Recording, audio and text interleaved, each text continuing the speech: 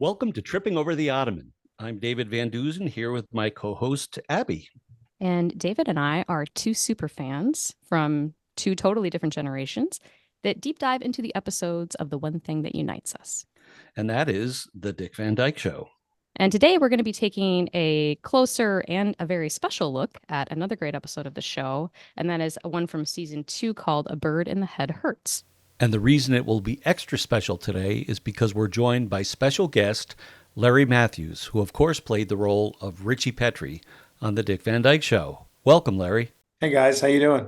Good day. Good day. So happy to have you. Thank you so much for having me. That's cool. So as you just mentioned, Abby, A Bird in the Head Hurts was season 2, episode 11, written again by our guy, Carl Reiner, originally filmed in October of 1962. So Larry, you're 7 years old at that point, right? Just Ted turned 7 a couple months before. And directed by John Rich. We'll ask you about John in a little bit as we go. And then the episode ultimately aired in December of 62. For those who may not recall, you want to give a little episode synopsis? Yeah, I found the shortest, sweetest little summary on IMDb. It says, Ritchie claims he keeps being attacked by a giant woodpecker. I feel like you can't put it any easier. That sort of says it, right? It says it all. Pretty much was it. And you do realize that was based on a true story. Carl's told you that before, I'm sure, David. Yeah, for our listeners, though, yeah, let them know. So Carl's neighbors in New Rochelle were Millie and Jerry Schoenbaum. So actually, Millie and Jerry's names carried forth. Yep, Millie told the story to Carl of, either her kid or somebody else in the neighborhood that got attacked by the bird in the neighborhood. Yeah. He pulled a lot of real life things into the show. Really made it rich. But that was what he wanted to do. I mean, to digress from this particular episode we're talking about. Carl, of course, wrote most of the scripts for the very first season. I think almost all of them. I think he had some help on a few scripts here and there. But for the most part, he wrote them. He had the first, 13 or something episodes written before we even sold the pilot, and changed some around, as we got into it, but basically had the ideas. But then when he brought the writers on, Persky and Denoff and some of the other writers that came on, that we would go on hiatus and they would come back to start the new season. And he would sit in the room and say, okay, what happened to you this summer? What happened to you this summer? And he would ask the people in the room, what happened to them and their families over the summer. And they would all say, well, this happened. And then they would basically take stories and scripts from a lot of reality, which happened to the actual families that were working on the show. Yeah. That's really cool. And I think that's why it still holds up today, right? It's all situations that we all relate to. Definitely. It's the human condition, right? Mm-hmm. So yeah. I've never been attacked by a woodpecker though. I haven't either, but I've been swooped at by a couple of hawks before. That's not fun. I was older. Yeah. Didn't have as much hair. There you go. And they attacked me as the woodpecker wanted, but that's another story, right? We'll get into that. Other than our regular cast members, the episode also featured Cliff Norton.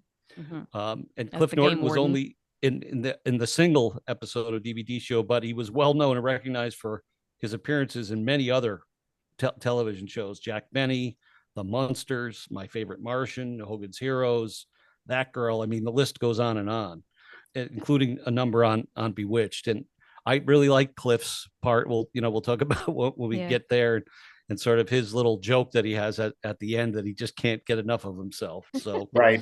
Yeah. That was fun. He was a cool dude. I remember that when we filmed that scene. He was such a sweet man. And I'll tell you a little background when we get into the show, but he was kind of helped with some stuff too. Okay. First scene of the episode is actually, you have the first line, Larry, in the whole show. Oh, I do? Yeah, Ritchie comes running in, hysterical, crying, tells, Laura, his mom, that there's, a woodpecker that's attacking him, basically. And I will say, it's some pretty good acting there.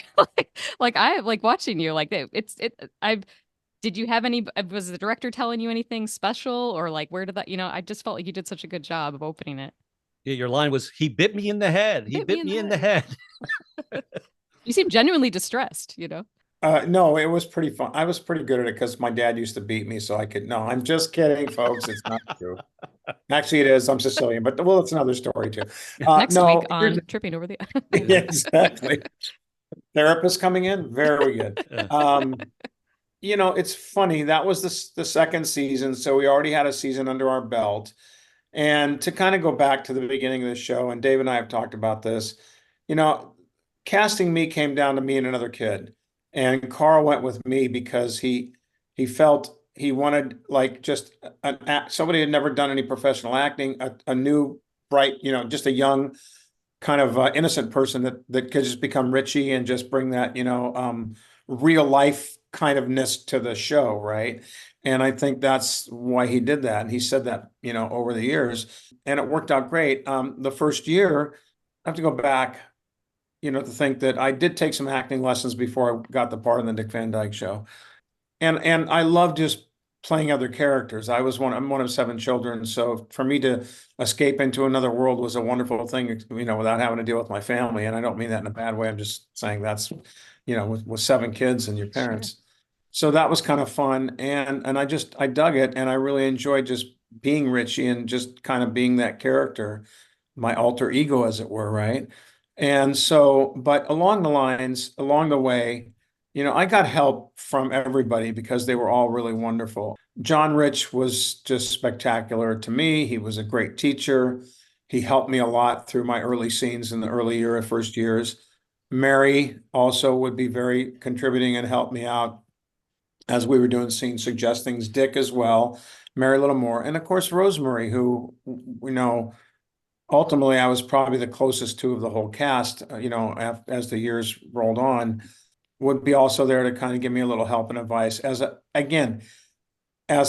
aunt, friend, sister, mother, not as like a person trying to tell me what to do, just to help me learn, So by the time we got into season 2, I felt I was pretty comfortable with playing Ritchie. And when they told me what the script was, and my mom had read it to me, and I read about the line, I would read the lines back with her, and I was kind of like, oh, this is cool, man. I get to kind of be the show this week, I get to be Ritchie's getting attacked by the bird, and I'm gonna, I get to be kind of, my story this week. And I just thought that was a lot of fun. Oh, that's so cool. So take us through, you just mentioned how your mom was sort of a fixture on the set because you were a young boy. So how did it work with your mom going to the set and helping you with lines and direction and all that stuff? It's funny. I just saw a script you put up with a bunch of notes on it that I'd never seen before. Mother writing down all these notes. Don't do this, do that. Don't look at the camera. Don't have food in your mouth. You got to talk. And you kind of forget those things because that's just kind of mom. I think any child, no matter what situation you're in, if you're out in public around people, she's going to say, no, don't do that. Don't do that. That's just parents, right? That's what we do, right? For the most part, she was very, very to the back. She wasn't a stage mother, really. She didn't, make a big scene she didn't sit there and demand to the producers and say, well, this and it. That wasn't her. And thank God that wasn't her. She would give me hints and stuff as we were doing the show, which was great. But then she also would often, when I would say, well, I'll talk about this line, Mom, I got to say this line. She goes, well, why don't you talk to Mr. Rich about that? Go talk to John. Why don't you talk to Mr. Leonard about that? Sheldon Leonard. Why don't you talk to Mr. Reiner about that, Carl? And so she would send me off to consult with the powers that be, who are the geniuses, really. I mean, and even Mary and Dick, and we'll talk. When you're in the scene, just ask Mary. She'll help you with that. So that was really cool, and I think that was really appreciative that she did that. But when I was young, before I could read, she would just get the script. She would recite my lines to me, and I would recite them back, and I memorized it instantly. It was easy. Wow. When you're a kid, there's nothing going through your head, so it's just like a sponge. It just all kind of gets in there real quick. Did you have a dressing room? Like, did you have your own space where you got to hang out, and would your mom just sort of hang out in there? And very cool. Absolutely. Yeah. Must have been really cool for a 7-year-old. It was away from my brothers and sisters, so I was loving it. You come running in from your bedroom, so it's from behind the brick wall. Yeah. So I'm sure fans would love to know what's behind the brick wall, Larry. Nothing backstage. Nothing, right? Nothing. Is that where the dressing rooms were back there? Or yes. Yeah, we go back behind there, and the dressing rooms, the prop room, all this stuff was all back behind the main stage of the Dick Van Dyke Show. Prop rooms and dressing rooms and storage and just space on the stage where they didn't have. Did you do any exploring as a young kid around those spaces? Oh boy, did I. That's so. You bet. Some help from some of the other kids too. Ritchie Meeker, one of them.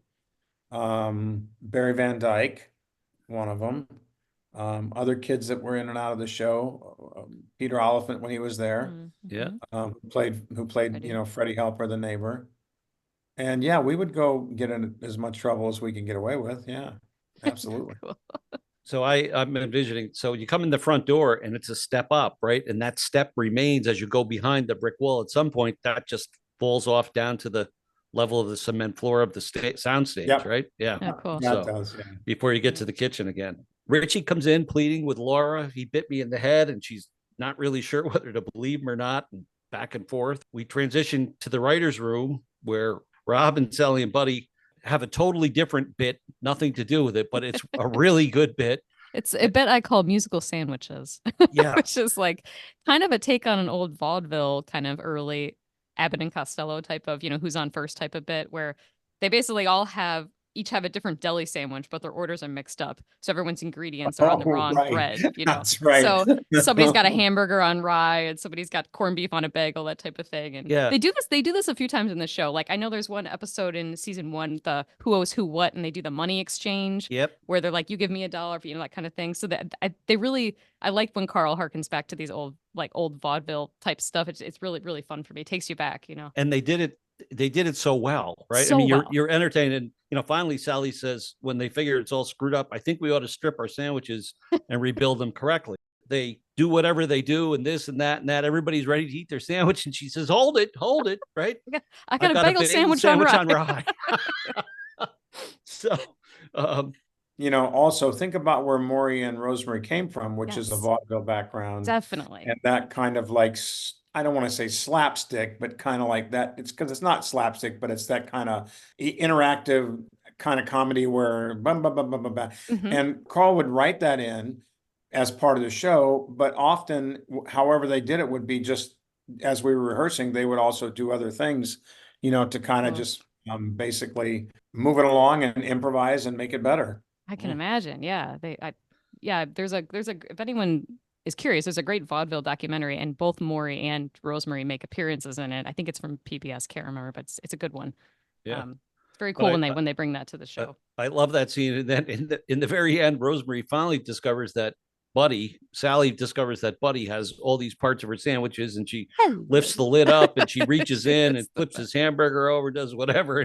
And again, the great line from Maury and just Buddy is, couple more fingerprints and the FBI will want this for their file, right? So just the exchange, again, even in season 2, as early on as it was in the show, the camaraderie and the collaboration between Dick and Rosemary and Maury is just really so tight.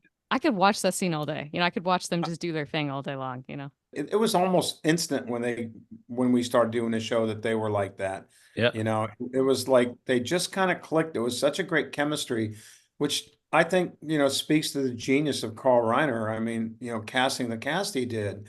I just can't say enough about Carl. He's probably one of the most brilliant, comedic, genius, talented, on and on you can say words for I've ever met, and certainly was a great influence for my life. But he just kind of knew, in his brain how things would work together and people would work together. He was just that good. And he kind of knew when they put them together, it didn't take him long to just become the 3 writers, just boom. So So tell the audience too, Larry, because I'm sure folks would like to know, if I'm sitting in the bleachers watching the episode and I'm looking at the soundstage, how is the set laid out in terms of what set is where? Okay. So you're in the bleachers. So let's go from left to right. Yep. Okay. The far left was the Petrie bedroom. Okay. That was the 2 separate beds because, of course, the network wouldn't let them sleep in the same bed together because we live in puritanical America, which we're still doing. Anyway, that's another story.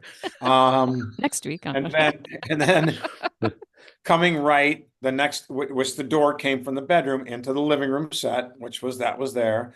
The front door, which is toward the back of the set there, that just went off into a walkway with a sight behind it so you could kind of see what was going on, and then basically off into just the backstage.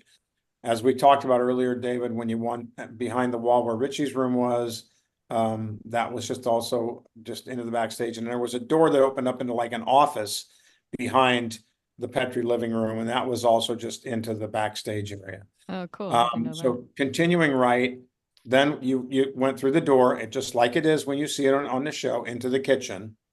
And then there was a kitchen set, which had then the back where you were supposed to go back into the garage, and that would just again went back off stage or back through the sliding door over to the helpers where they would come in through that way.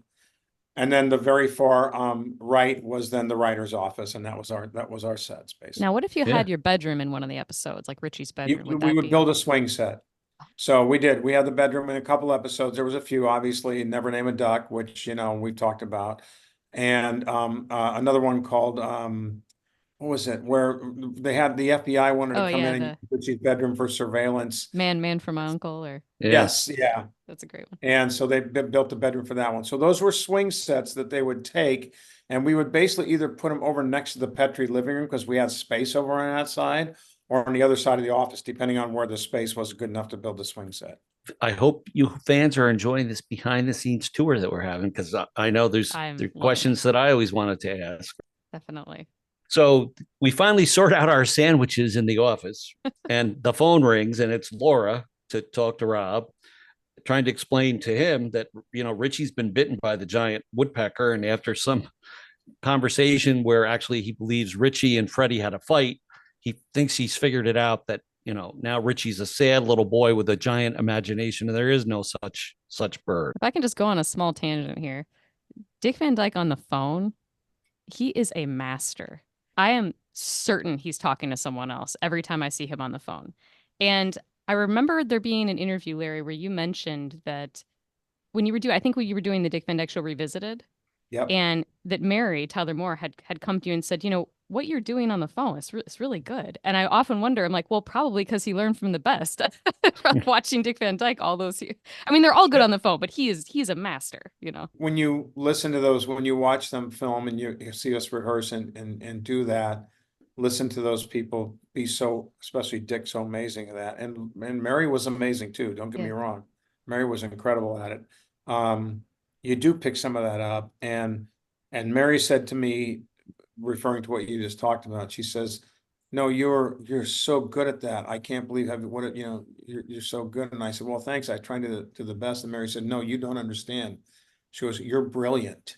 Aww. She goes, that is the hardest thing to do as an actor, to be on the phone and do the timing and have the timing back and forth where you just, there's nobody on there. Yeah. Well, she goes, that's the hardest thing to do as a performer. She goes, and you are brilliant at it. That's so cool. So that was pretty cool. What a compliment.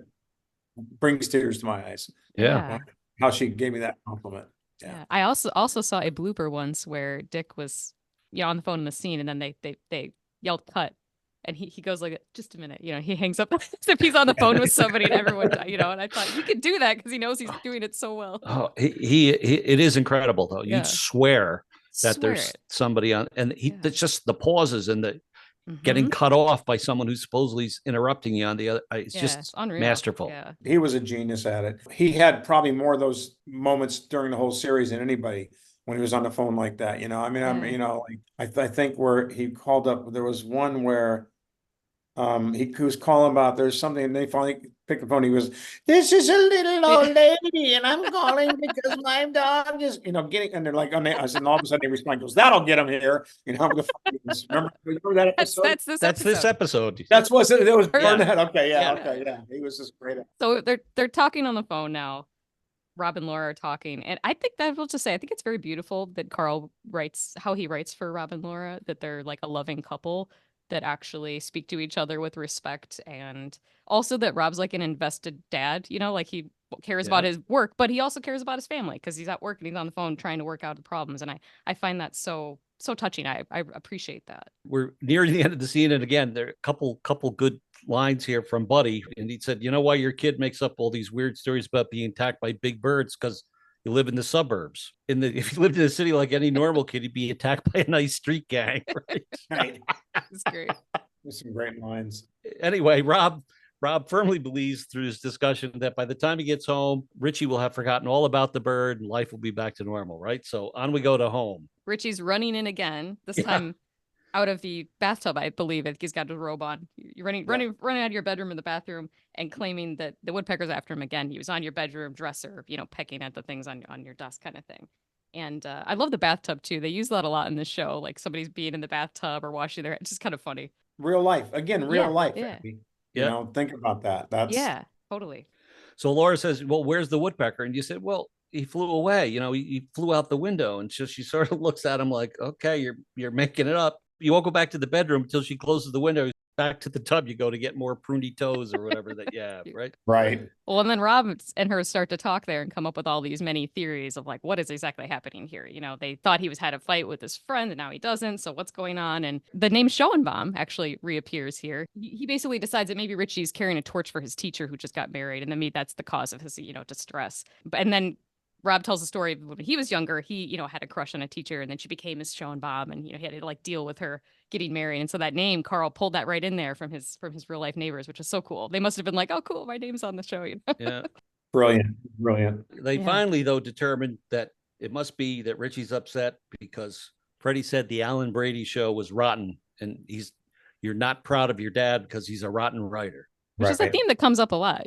Which was a whole episode in itself, remember? Right. When Jerry came over and said the show was rotten and, Yeah. That was another one of my favorite ones, actually. Yeah, that's a great one. In the end, Rob, being the smart dad that he is, realizes that he needs to make Ritchie proud of him. So where does he head but to the front closet to get the air rifle because he's going to slay that imaginary dragon, right? That front closet, that's a gag gold mine. Like there's the one where he has right by the door there. They just use it for so much great comedy. There's the one where Stacy is going to sleep golf, so he gets the bag golf clubs out of that. He's practicing the golf, and then there's one where Rob is looking for something and he's literally like hoists his entire body up. Just gives him such great little like things to do. Like here's a closet, Dick, make it funny. You had scenes in other episodes where he came home and he opens the door and you're standing there looking at him. Exactly. Right, Larry? Yeah. She goes, Ritchie, what are you doing in there? I don't know. It's some line. That was where Laura tried to hide the inflatable boat when she inflated the boat in a famous episode, which is great. Yeah. And of course, let's not forget my favorite, also just not my favorite performing episode, but my favorite episode, which is It May Look Like a Walnut, where it opens up and out come Laura and the walnuts, and it was just great. Yeah.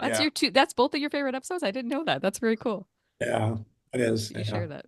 We make it through the night and breakfast comes and Rob sort of says to Ritchie, would you be proud of me if I killed the woodpecker? And boy, you jump right to life. Would you kill him? Would you kill him? Right.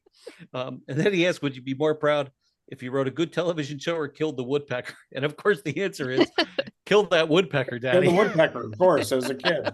I don't care about the show. I want to get the bird off my head, damn it. Now, you have one of the best lines coming up, Larry. Yeah, but wait, before he does that, though, Yeah. Rob goes to pull the air rifle out of the closet in the kitchen, and he reaches in, pulls out, and he's got the broom. Right. That's my favorite line. He goes, I killed the woodpecker, and he pulls it with the broom. Yeah. Your delivery is so I funny. did. A broom? That was fun. I watch those shows and I remember them obviously, but sometimes when I watch shows that I'm in and I kind of spark on the parts and think to myself, and this is not to be brag or egocentric, but I look and I go, God, I did a pretty good job on that line. That was pretty good, darn it. I delivered that well, right? Well, you had the part for a reason, Larry. Yeah. Thank you. Yeah. So again, as a kid, you're very interested. Well, Dad, how did you kill the woodpecker? So Rob starts to explain how we fictitiously killed the woodpecker, commenting about how big the bird was, about this big. And you sort of look at him and like, he wasn't that big, Dad. Daddy, yeah, no, it wasn't that big, Daddy. Well, he was like, Dick was so great at it. Well, of course, Rob's a great storyteller too, so he's having he's fun with this, which is right. awesome. We are told that the bird has orange and black feathers. Did the bird indeed have orange and black feathers? Do you remember? The one they brought in to peck at my head at the end didn't. Uh-huh. I don't know. I don't remember it having orange and black feathers for sure. Maybe a tinge of kind of like a coloring, like an orange coloring in there with it, but mostly, I have to look back on it because that's black and white. In black and white, yeah. We don't, no one will know. Well, they describe it. And even later, when we're describing it to the game board, and again, we say black and orange feathers. So it's just interesting because we can't really tell. I guess if we colorize it, we'll make sure they're black and orange. Well, I'm sure that'll happen depending on when that happens as well. No, this is a very, very sweet scene between you and Dick, Larry. Yeah. Was your relationship in real life that sincere, if you can speak to it? I mean, he seems like a nice dude. Maybe so. He was very father-like in certain ways. When we were on set, I did feel like I was with my father. And I think he felt like he was actually, he's such an amazing professional and so talented that it was just like, this is my son and this is the character. And this is what I'm going to do. Everybody's going to believe it because that's what he wants. That's what we all wanted.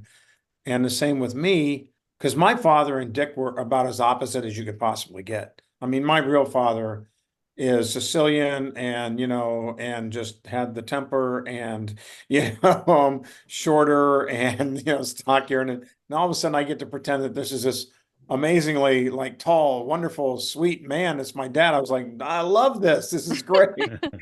So we did have a pretty good relationship. And I think in Dick's book at one time, he made a comment, somebody asked about me and he says, oh, it's just little Larry goes, he always just made us all laugh with the way he delivered his lines and some of the stuff he would say when we were doing our shows and stuff. So they kind of recognized it, which was really cool. And Dick especially. Yeah. Very cool. Very cool. Ritchie, all excited that the bird is now gone, wants to know where the dead bird is. So you could take it to school for show and tell. Yeah. And then the best line, you don't really want to take that to show and tell, do you, Ritchie? He said, nah. All the girls at Scream. The way you delivered it is so cute. Thrilled that the bird has been extinguished. Out you go to play, only to have the woodpeckers. We don't see it, but swoops down and attacks you yet again, running back into the house. Again, your line from the first scene, he bit me in the head. He bit me in the head. And here coming up, this next scene are some of my favorite lines and exchanges. Rob is incensed that you're back and what you're lying again because there is no bird, tired of making up stories. And that's where Ann Gilbert comes in, Millie, and says one of the greatest lines ever. Yeah, the greatest lines ever. So Rob says, Millie, we're not humoring anymore. And she's like, you should have seen that bird. It was a giant bird. And hit the line. I think it was a glandular case, right? Case. Yep. I think it looks like a glandular case, she said. It was great. I just watched that scene, but it was so fun because so I come in, right? I'm like, you didn't kill the woodpecker, Daddy. You didn't kill him, did you? Lied to me. He says, oh, Rich, there's no woodpecker. There is. You didn't kill him. And you don't love me. I think I said something like, you don't love me or something, whatever was in, I forget. And he goes, Rich, I did. And he says, there's no woodpecker. You know this. Why are you making this up? And I'm starting to like kind of cry and stuff. And that's when Annie Gilbert comes on and goes, is he okay? He goes, what? She goes, oh my God, you should have seen it. He goes, Melly, listen, there's no one because, and that's when she said, no, he was huge. So that's when she lied. And then Rob and Laura kind of looked at the other and went like, he's not lying. There's really a bird that's trying to get him. and that sets us up for the other part of the show that's great, which is that there are some episodes that are truly like little mysteries, like even the Great Petrie Fortune, where the audience, we're figuring it out right along with Rob, as he's going. But and that at the end, there's going to be a big reveal scene where he sort of breaks down and, takes us through his process of how he figured this mystery out. So I'm loving how this whole scene is set up of that we think it's one thing and then they flip it again. No, it's real. And then you're caught again thinking, what is this actually going to be? And I think that the show, the mystery part of it, I think for you, David, the sort of Twilight Zone aspect of like the Walnut episode was exciting. For me, it was those mystery episodes where you had this sort of like solve a puzzle kind of thing. So I just love that. What was the line Dick says? He goes, elementary, my dear Watson. I think this part is like Ritchie now looks at his father and says, you didn't kill the bird. And Rob sort of like, well, I thought I did. This is the next line I love. I probably hit him with a glancing blow. I love that. There's a permanent glance. He was so good at that. He was just so good at that. Oh my God. So in the matter of just a couple of minutes, we got Ritchie coming in screaming. The parents are incensed. They don't believe him. Millie comes in and puts that to rest when she says it's a giant woodpecker went right after Ritchie, none of the other kids. And then the glandular case and the glancing blow of the air rifle. So good. Well, and then we roll right into the next scene, which again is Dick Van Dyke sort of showcasing his amazing phone call skills. It's just him on the phone and Laura sitting next to him. And for the next like 5 or 6 minutes, it's just him talking on the phone in various situations. And again, you're always certain he's talking to somebody. You never question it. Does he call the game warden first, David? Is that who he calls? The animal tries the he calls animal control. Animal control. Animal control. starts to tell his story, and he does this great sort of like bit where he's, halfway through so hey, so there's this giant wood, hello, they've hung up like right before he's even got, to the end of it. Does that so well. It's incredible. Yeah. Again, you'd swear someone's hanging up on the other end. Yeah. Yep. I would just love to be Mary Tyler Moore to just sit there and witness this happening, at that table. It'd be so cool. So then they call the game warden, who hangs up on him. And so then this is Larry, what you were talking about, where he calls back, and instead of being himself, he, does his old lady voice, which he's also awesome at. Just pretends to be an old lady, there's somebody shooting birdies or whatever. There's a fiendish man out in the yard shooting birdies, right? And then he hangs up. Yeah. Birdie. Yeah, it was great. He hangs up and he goes, that'll get him here. Yeah. He does finally get the game warden, Cliff Norton, to come over. Now, I don't think Cliff Norton had a character name. I think he was just the game warden. The game warden. Yeah. So he arrives on the scene to conduct the interviews with Millie and Rob and Laura, and he sort of like is putting Ritchie on the parents on the spot about Ritchie maybe being a bad kid. Does he have a slingshot? Maybe he was provoking the bird, right? Which really got Rob and Laura angered. Well, and there's this great tension too between, you see this a lot in episodes. It's such great writing. They're trying to solve a problem or get to the bottom of something. And the character in the sort of like, whatever, if it's like a janitor or a lost and found guy, whatever, they're so super serious about their role and their job that it's just like thwarting them at every angle, So he's just, how he's talking, I'm going to take this to my superiors. And, like, you made a charge against one of our birds. Like, everything's so serious. And it's just sort of like thwarting. They're like, we just want to figure this out. And it's so funny. They say, well, what's the kid supposed to do? He's got to go to school. And that's when the game warden suggests, well, perhaps you get him a pith helmet and some sunglasses. Great foreshadowing. We are excited to see what this is going to look like. Where we're going. Yeah. I still laugh every time I see that. I'm sorry. My gosh. Even me, it cracks me up. Yeah. When you walk in with it. Yeah. Well, Rob intimates that he might take matters into his own hands. And the game warden reminds him, the hunting birds out of season is against the law, and he's there to enforce the law. So what does he do? Well, he doesn't go after them with the air rifle, but he goes to get the pot. Which, and my other favorite Millie line, what's he going to do? Cook it? Yeah. I would love to have seen the prop guys backstage denting that pan up. That pot. Yeah. To see what they had to do to that pot. I can tell you. Tell us. They were using a hammer.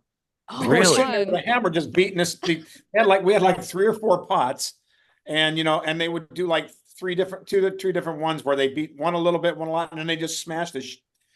Can I say shit? Anyway, I guess like smashed the shit out of the other one, and it just was like mangled. It was just the hammer. Remember? Oh, that's crazy. Glenn Ross was back there beating the hammer on these pots. Oh, I love knowing that. That's so cool. He comes in, right? The neighbors are calling and complaining. What's all the noise? He's been outside making a ruckus, banging the pots. Now, was he actually back there making noise though on it, or were they doing the hammer then? The hammer they did it before the scenes were ever shot. To get the pot looking. But he actually was back there banging on a pot and making noise. When we were doing the episode. Yeah. So great. He's wahoo! He's yelling all these things. Wow. So good. But I like when he comes in and he says, the bird's just sitting up in the pine tree laughing at me. I scared away birds, cats, and an old lady with an umbrella. But the other bird just looks sneering at me, laughing at me. Oh my gosh. And then sorry, I meant your pot. It's just like mangled. I was gonna say, then he said something about the pot. Sorry about the pot. Yeah, it's mangled for sure. And I did notice that Dick lights up a cigarette in this scene, and I was wondering, did most of the cast smoke? I mean, I imagine so. Were they smoking Kent cigarettes in the scene on purpose as like a promotional thing, or did they just smoke because that's just what people did? Both. They smoked because that's what people did. That was what was our time. Yeah. And Dick was a smoker, so was Mary. I don't think Rosemary was a smoker though.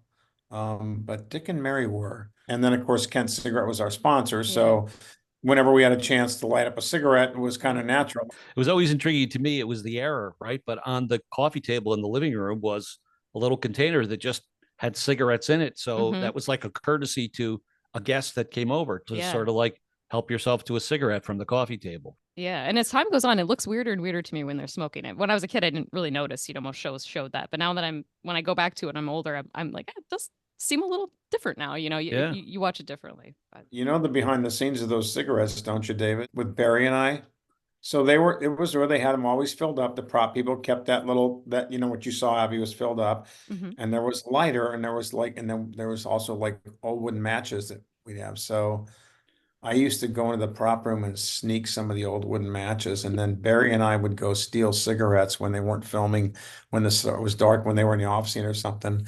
And then Barry and I would go outside into the back and smoke cigarettes when we were Oh my kids. goodness. Get cigarettes. That's Barry Van awesome. Dyke. All Man, the you stories. guys have some stories, I bet. Yes. Pretty fun. Rob still is perplexed. Why does this bird hate our boy? Now, we should mention back when the game warden was questioning what Ritchie was doing, there was a little more foreshadowing there because he mentions that it's nesting time for the birds. So again, a little hint where we might be going. A great part, I think, with these episodes is that I talked about Carl earlier, how he writes for Rob and Laura so beautifully. He also, often the conclusion of the show is that Rob is very smart, but he also needs Laura to help him out a little bit to complete this solution. So here she's got the idea, well, maybe the bird loves him. That's really the reason he makes his connection with nesting and all this, because she has this kind of idea. So it's almost this beautiful, they just need each other. They have strengths, and they kind of like, they solve problems together in the most beautiful way. And I really appreciate that. So she kind of gets this idea of like, oh, maybe she's right. Okay, maybe the bird likes him. And then that starts his whole nesting thing. Again, and that's Carl. That's Carl's writing. Genius. It is Carl.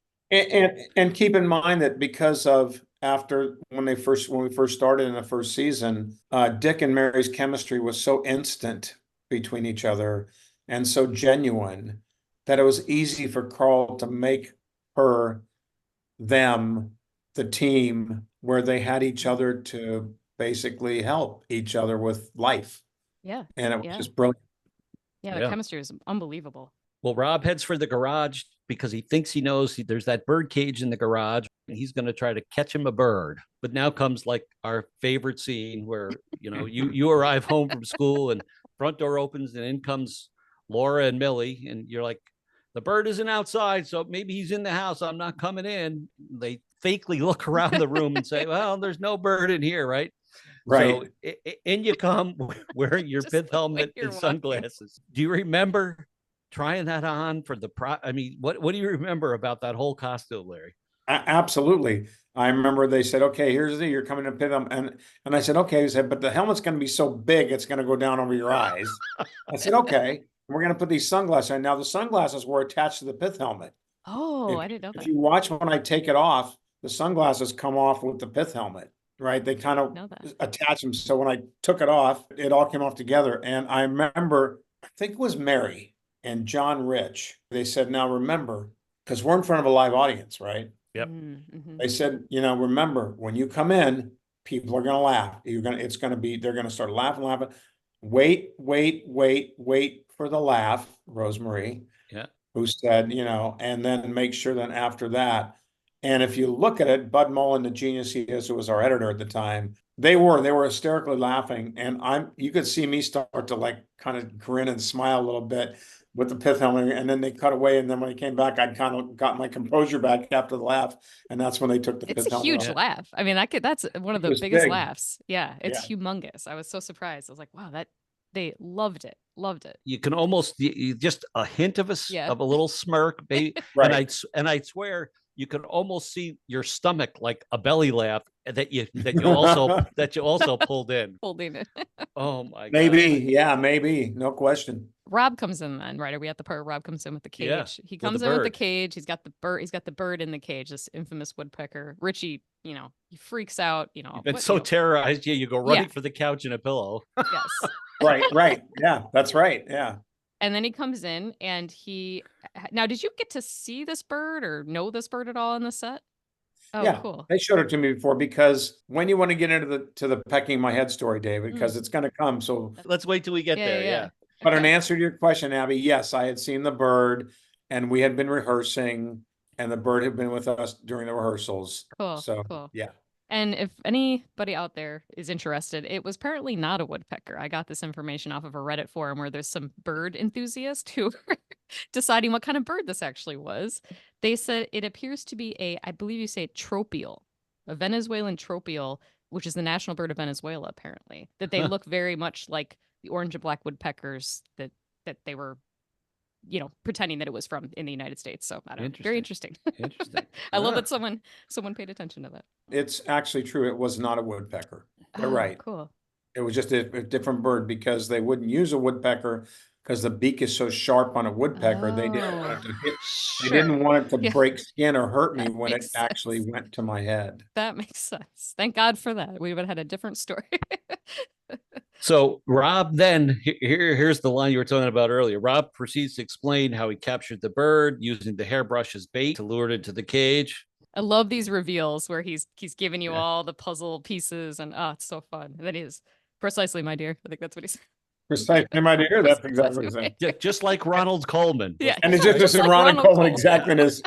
Precisely, my dear. Yeah. Right, and Rob explains to Ritchie, right? She wanted some of your hair to lay her eggs in. Yes, at this point, Larry, so you decide you want to give the bird some more hair. So you lean toward the cage, and right then, kaboom, the bird goes right after your head. So how did that all happen? Yeah.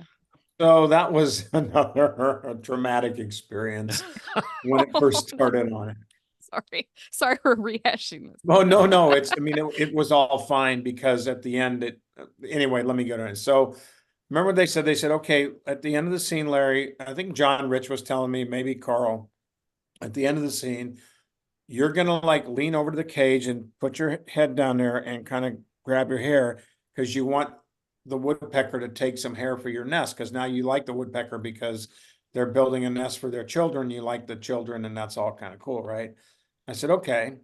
And they said, but we're going to put something on your head to make the woodpecker the bird, when a woodpecker, to make the bird like go to your head and peck at it. And I was like, what? And they said, we're going to put a worm on your head. And of course I hate slimy things, I hate spiders. I'm a germaphobe. I'm like, whatever. I'm like, no, I don't want to. And I literally started almost shaking and crying to my mother. Like, no, you can't put a worm in. And they're going like, it's going to be fine. You won't feel a thing to worry. No, I don't want to do it. I don't want this. And because what they had to do, think about it. They had to put the worm in my hair before I came on set with the pith helmet on. Sure. Yeah. Because it's live. So the worm was on my head the whole scene. Oh gosh. Until the very end. That does sound traumatic. And I was freaking out. I was freaking out about him. I know I'm 7 years old. Like, no, worms are disgusting. I hate them. And I don't want to crawl on my head. So again, John Rich, Mary, I think actually was in there as well saying, don't worry, Larry, it's fine. You'll be okay. My mom, Larry, it's going to be fine, right? Where it was kind of this collaborative effort to calm down Larry, who's been going nuts because there's going to be a worm on his head. And I said, okay. And they said, you won't feel it. So they put it on there for a second. And they said, do you feel anything? I went like, no. See, there's nothing feeling anything. It's small. It's not going to do anything. I said, okay. So they took it off again. So I calmed down. I said, okay, so that's what it's going to be. That's what it's going to be. And then right before we went on set, they came back and they said, okay, here you go. Put it on the head, put the pith helmet sunglasses on. It was on the whole time. And and I didn't feel it. And so it ended up like, it was just, of course, a child, being, like emotionally crazy.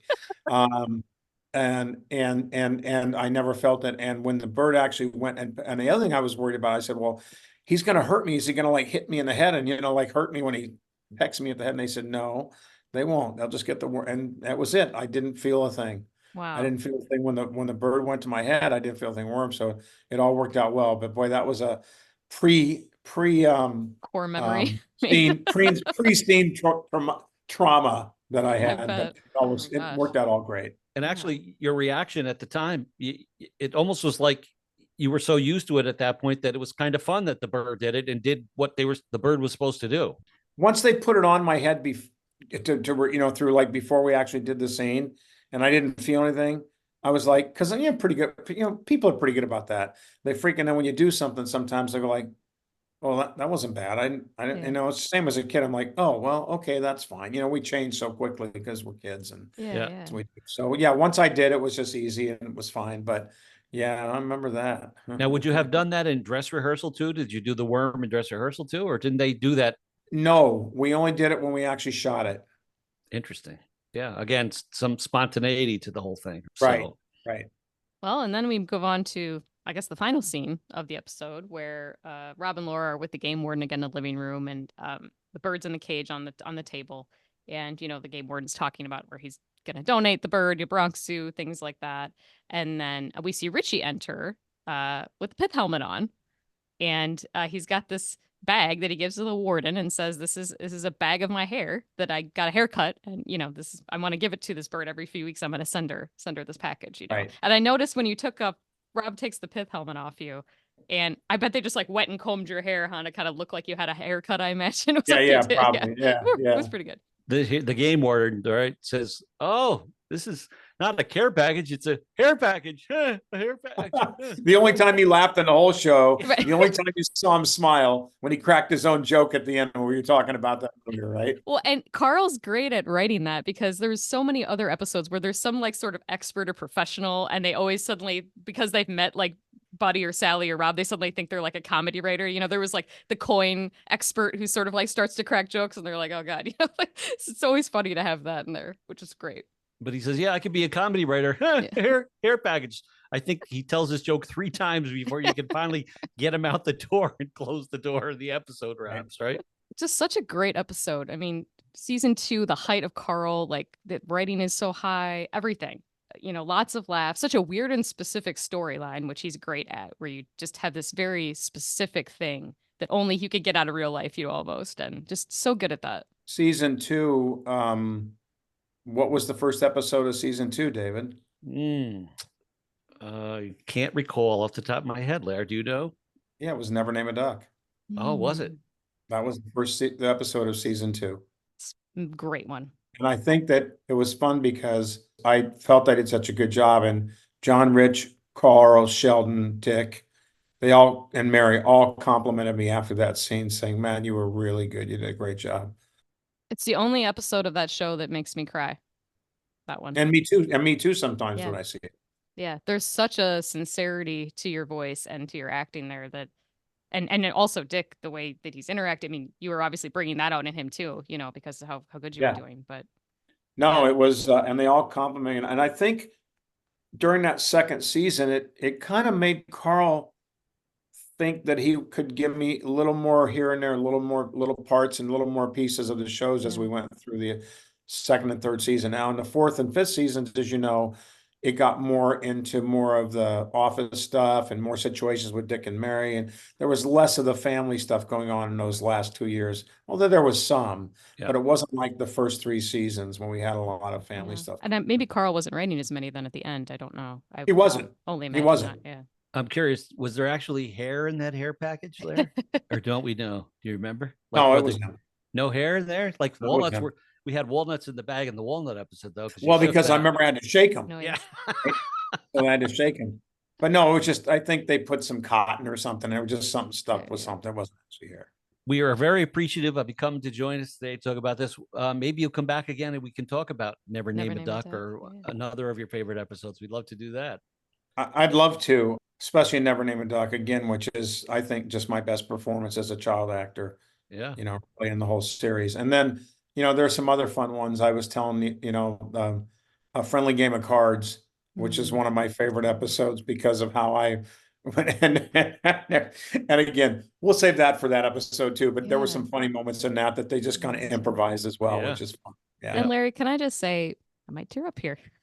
This is my favorite show. It was a show that as a kid I used a lot as an escape and just wanted to live in it, honestly, to just escape some anxieties and things I had and situations. And I think it's such an honor that here I am talking about one of the episodes with somebody that was on it who I saw every day after school or whenever I would watch it. And I'm just so thankful that you're willing to do this and to talk with me. It's like you're making a dream come true here. And I really appreciate it. You make me blush. Thank you, Abby. Thank you so much. I've always said over my life that, anytime I'm able to just bring some kind of a joy or a laugh or something into people's life, it makes my life more special as well. So thank you for saying that. I had a really good friend who was an editor on a lot of big TV shows, and we still are very close. And he says to me, he goes, "You don't understand." He goes, "I wanted to be Ritchie Petrie. I wanted Rob and Laura as my mom and dad. My mom and dad I didn't like. I wanted Rob and Laura as my mom and dad. You had the perfect mom and dad." So I've heard that before. Well, and today I can still watch you. I'm still getting the joy. It's like it keeps on giving. I can still watch an episode today if I need to. It's amazing. Thank you so much. That's really special. It makes me feel great. Yeah, the Thanks. show truly has a legacy, and it will continue to go.